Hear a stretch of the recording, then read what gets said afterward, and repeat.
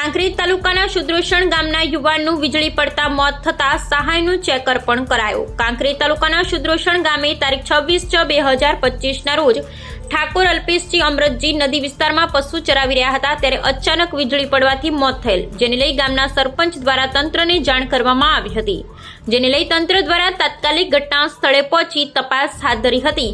અને પરિવારને સહાય મળે તે માટે દરખાસ્ત કરવામાં આવેલ, જેને લઈ ગુજરાત સરકાર દ્વારા માનવ મૃત્યુ સહાય યોજના દ્વારા ₹4 લાખની સહાય મંજૂર થયેલ, જે સહાયનો ચેક આજે ગુરુવારે તાલુકા પંચાયત કચેરી ખાતે જિલ્લા ભાજપ પ્રમુખ કીર્તિસિંહ વાઘેલા દ્વારા તેમના પરિવારને ₹4 લાખની સહાયનો ચેક આપવામાં આવેલ, જેમાં તાલુકા વિકાસ અધિકારી ચૌધરી તેમજ સુદ્રોષણ સરપંચ બાબાભાઈ ભરવાડ, ગામના ઠાકોર બાબુજી રામચંદજી ઠાકોર, રમેશજી રવજીજી તેમજ મૃત્યુ પામનારના પિતા અમરતજી લખાજી ઠાકોર, તલાટી વિક્રમસિંહ વાઘેલા હાજર રહ્યા હતા। અહેવાલ જયંતિભાઈ ઠક્કર, એમડી।